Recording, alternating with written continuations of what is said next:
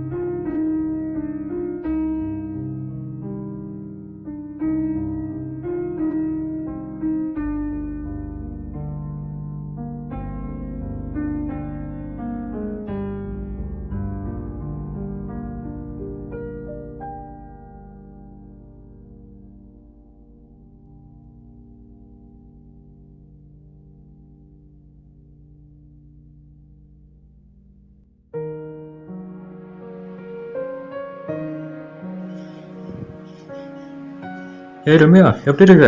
I love you, Kadir. I'm fine. Love you. ஏய், எப்படி வருவ? உன்னை பார்க்கணும் போலவே இருக்கு. அதுவா, காலேஜ் டூர் முடிய இன்னும் 2 days இருக்கு கதிர். எனக்கும் உன்னை பார்க்கணும் போலதான் ஆசையா இருக்கு. பட் ஏய் சதீஷ், அங்க பாரு. சரி. ஏய், யார்டி சதீஷ்? அதுவா, சதீஷ்னு ஒரு குட்டி பையன் கதிர். சின்ன பையனா? சரி சரி சரி. கதிர், எனக்கு ஒரு 500 மட்டும் ஜிபே பண்ண முடியுமா? Okay okay. சரி கதிர், நான் குளிக்க போறேன். அப்புறம் நீ ஓகே நான் அப்புறம் கால் பண்றேன்.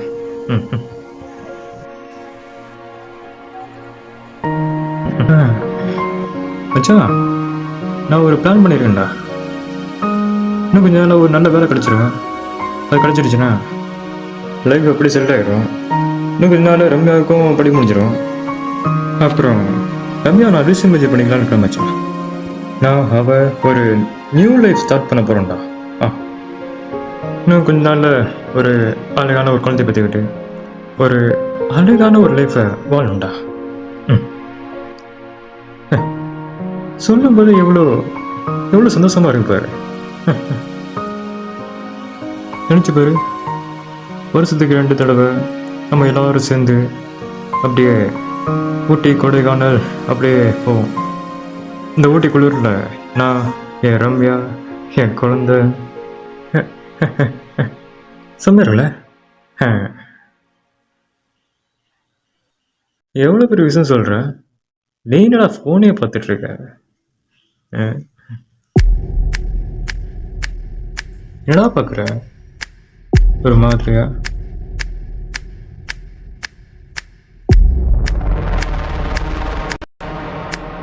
டேய் என்னடா பார்க்குற? டேய் ஃபோனை காமி. இல்லை மச்சான் ஒன்றும் இல்லைடா. குடு வேண்டா டே. ஃபோனை பார்க்குறா.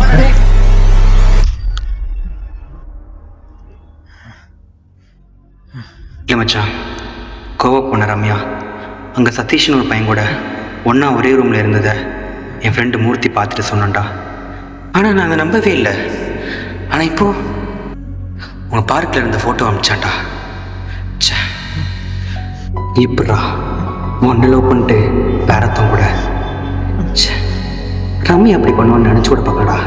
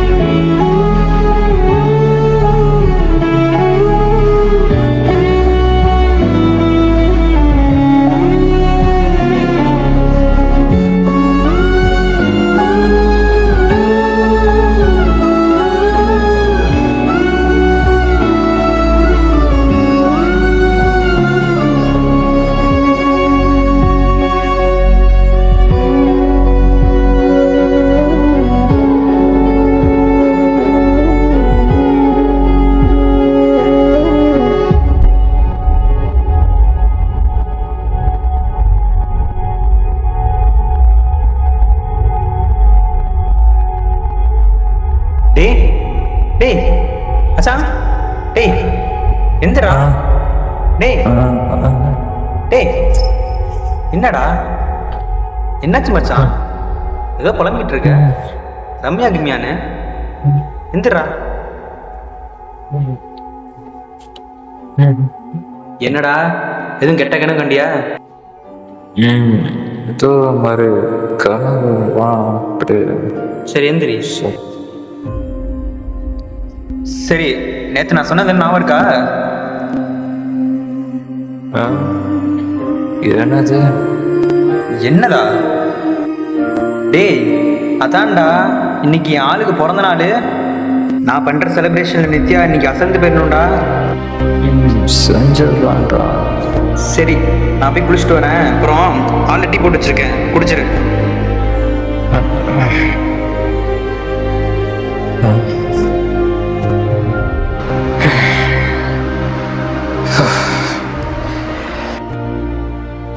என்ன கனவுடா இது? கனவுல வந்து ரம்யா யாரு?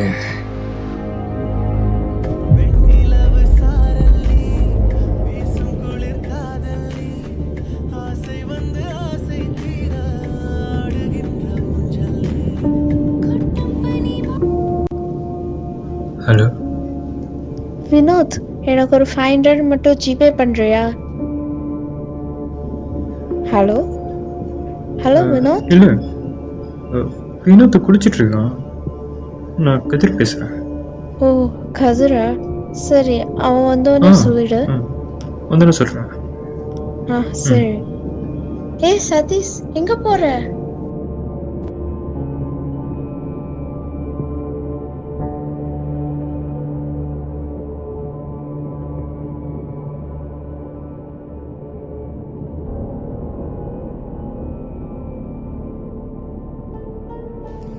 வினோத், எனக்கு ஒரு 500 மட்டும் ஜிபே பண்றியா? ஏய் சதீஷ், எங்க போற?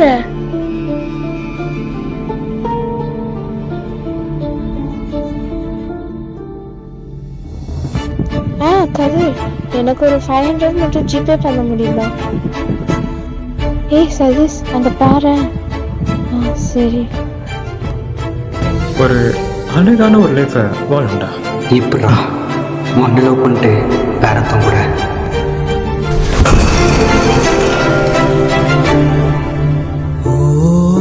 மச்சான், எனக்கு இது தாண்டா ஆசை. நித்யாவை கல்யாணம் பண்ணிட்டு ஒரு அழகான லைஃப்பை வாழணும், அவ்வளோதான்.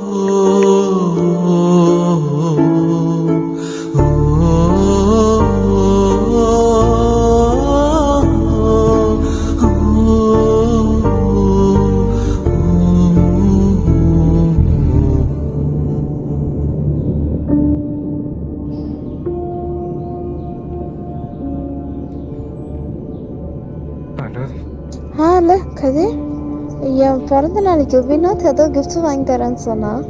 அது என்ன கிஃப்ட் கதிர், உனக்கு தெரியுமா? ஏதாவது காஸ்ட்லியா வாங்க போறானா இல்ல ஏதாவது சீப்பா வாங்க போறானா? தெரிஞ்சு சொல்லு. என்ன கதிர்? I love you. கதிர், நீ என்ன சொல்ற? எனக்கு புரியல. நான் உன்னை லவ் பண்றேன். என்ன கதை சொல்ற நீ? நானும் உன் ஃப்ரெண்டும் லவ் பண்றோம். நீ என்னடானா இப்படி சொல்ற? அவளாம் ஒரு ஆளா? அவன் வேஸ்ட். கேமராமேன் அவனும் ஆசைப்பட்டான். இப்போ 10,000 சம்பளத்துக்கு சாதாரண வெட்டிங் போடுகிறவ வேலை செஞ்சிட்டு இருக்கிறான். அவன் கூட நீ போனா ஒரு குட்டி வீட்டுக்குள்ள ஒரு மிடில் கிளாஸ் ஃபேமிலி அவனோட சேர்ந்து வாழ போறியா? நல்லா இருக்கும். இது என்ன பாரு, மாசம் 50 லட்சம் சம்பளம் வாங்குற ஒரு சாஃப்ட்வேர் இன்ஜினியர்னா இவன் ஒரு வருஷம் யூஎஸ் போயிருவேன். அப்புறம் கோடி கோடியா சம்பாதிப்பேன். நீ மட்டும் என் கூட வச்சுக்கோ. ஒரு அழகான இடத்துல ஒரு அரண்மனையில நான் ராஜா, நீ ராணி மாதிரி வாழ்வ. ராணி மாதிரி. உனக்கு வேண்டிய மட்டும் செலிப்ரேஷனா இல்லை, ஒவ்வொரு டேவும் செலிப்ரேஷன் தான். இப்ப சொல்லு, உனக்கு நான் வேணுமா இல்ல அவ வேணுமா? இல்ல இல்ல கதிர், வினோத் என் மேல உயிரே வச்சிருக்கான். அப்போ நான்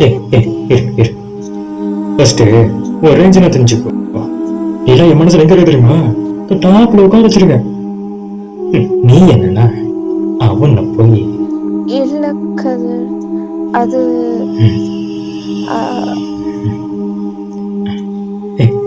இது மட்டும் சொல்லு, நீ என்ன லவ் பண்றியா இல்லையா? ஐ லவ் யூ கதிர்.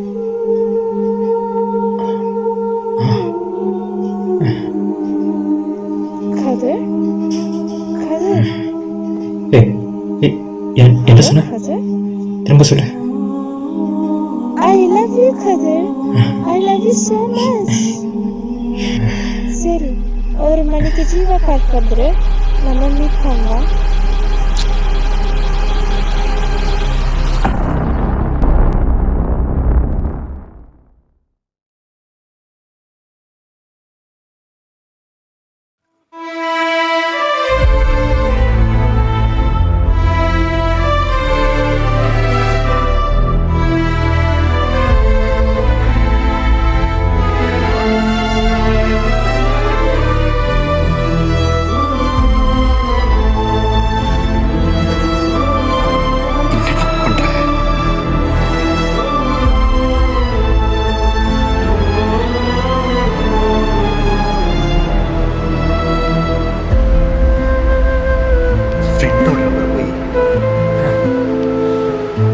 இல்லை மச்சான், உன் நல்லது கண்டா பண்ண.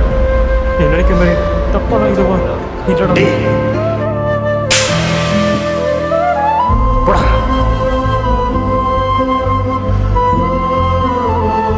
கேவலமானவனாய்.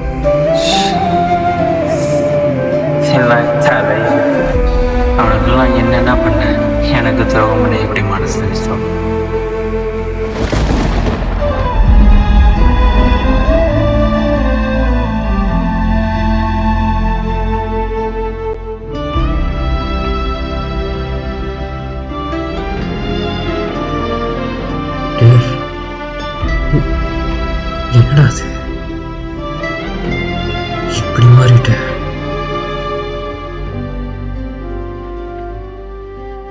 செம்ம போதையா இருக்கேன், போயிரு. உன் முஞ்ச பார்க்கவே எனக்கு பிடிக்கல. எங்கேயாவது போடா, ஏன் முன்னாடி ஏன்டா வர? எனக்கு ஒன்றுட்ட யாரும் இல்லை. என் வயசு பசங்களுக்கான தேவையெல்லாம் எங்கள் அப்பா அம்மா பார்த்து செய்யும் போது எனக்கான தேவையை நானே பார்த்து செஞ்சு வாழ்க்கையில் என்ன பண்ண போறான்னு முடிச்சுட்டு இருந்தேன். ஒரு வேளை சாப்பாட்டுக்காண்டி நாய் மாதிரி சுற்றி இருந்தேன்டா. ஆனால் இப்போ 50 லட்சம் சம்பளம் வாங்குற ஒரு சாஃப்ட்வேர் இன்ஜினியராக ஒன்று வந்து நிற்கிறேன்னா அது காரணமே நீ எனக்கு ஃப்ரெண்டாக கிடைச்சதாண்டா. என் வாழ்க்கையை ரொம்ப அழகா பண்ண நீ. உன் வாழ்க்கையில் ஒரு சோகமான விஷயம் என் கண்ணு அப்படி நடக்கும்போது அதை பார்த்துட்டு பார்க்காம இப்போ இருக்கு நான் உன் சொந்த காரணம் இல்லை. உன் ஆளை உன்னை கழட்டி விட்டு நான் கழி பண்ணி போறதுக்கு நான் கேவலமான மாட்டேன். உனக்கு நல்லது மட்டுமே நினைக்கிறேன். உங்க அப்பா அம்மா மாதிரி நானும் மாத்தேன். உன் நண்பன்டா. ஆனா இன்னைக்கு ஒரு கேவலமான ஆளா ஒரு முன்னாடி வந்து நிக்கிறான்ல.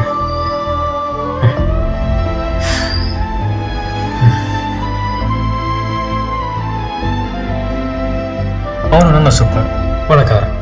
நீ வாவனை ராணி மட்டும் வச்சு காப்பாத்துறான்னு சொன்ன உடனே 3 மாசமா ஓவன் வச்சிருந்த உயிரோடான காதல் ஒரு செகண்ட்ல அறிஞ்சு போய் ஏன் பக்கம் திரும்பிங்கன்னா அது உண்மையான காதலும் இல்லை. 10,000 சம்பாதிச்சாலும் அவளுக்கு வேண்டியதை பார்த்து செஞ்ச ஒரு மனசை புரிஞ்சிக்காம காதலுக்கு தெரிஞ்சிட்டு போன அந்த பொண்ணும் நல்ல பொண்ணும் இல்லை. சாதாரண கனவுடா. நான் லவ் பண்ற பொண்ணுங்க என்னை ஏமாத்திட்டு இன்னொருத்தன் கூட சுத்திட்டு அதை பார்க்கும்போது அந்த பெயினே நரகம் மாதிரி இருந்துச்சுடா. சாதாரண கனவுலையும் எனக்கு அப்படி இருந்துச்சுன்னா எனக்கு கனவுல நடந்த விஷயம் உன் ரியல் லைஃப்ல நடந்தா நீ என்ன ஒண்ணு பயந்தா? நீ லவ் பண்ற பொண்ணு நல்லவளா கெட்டவளா எனக்கு தெரியல. அவள் நல்லவளா கெட்டவளான்னு கண்டுபிடிக்கிறான்டா. நான் அவள்கிட்ட அப்படி பேசினேன். அது நவீன அவட்ட சொன்ன உடனே இல்லை நான் வினோத்தை தான் லவ் பண்ணுவேன்னு சொல்லுவான்னு நினைச்சேன்டா. உன்னை விட விடுக்காம வினோத்தை நான் ஏமாத்த மாட்டேன்னு சொல்லுவான்னு நினைச்சேன்டா. ஆனா அவன் பணத்துக்கு ஆசைப்பட்டு என்ன லவ் பண்ணிட்டு சொல்லிட்டா. கெட்ட பண்ற அவன்.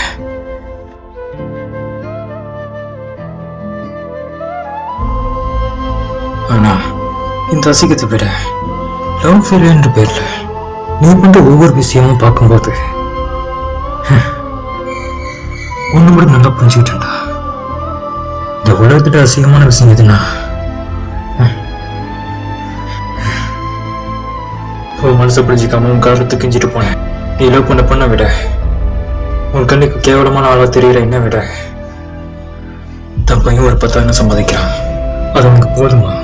எதிர்காலத்து அவனுக்கு குடும்பம் வந்தா அதை சமாளிச்சிருவானா அப்படின்னு பயந்து உங்க அப்பா அம்மா இப்ப தன் பையன் ஒரு குடிக்காரனா ஒரு பைத்தியக்காரனா ஒரு தவறான பதில போயிட்டு இருக்கானே அதுக்கு நாங்களும் ஒரு காரணமா இருந்துட்டோம்னு கவலைப்பட்டு இருக்காங்க.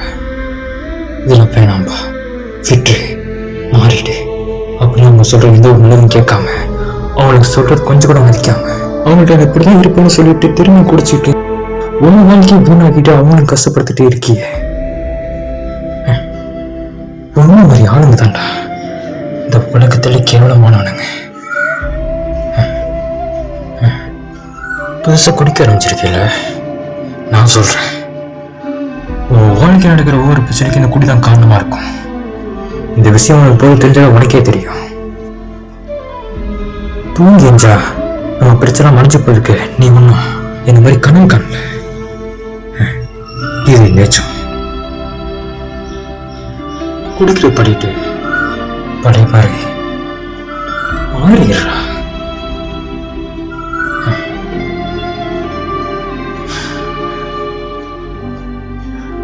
இவ்வளவு சொல்லி என்னை புரிஞ்சுக்காம என் முகத்தோட பார்க்காம நிக்கிறீங்கன்னா பரவாயில்லடா. சின்ன வயசுல எவ்வளவோ கஷ்டத்தை அனுபவிச்சிருக்கேன். இதையும்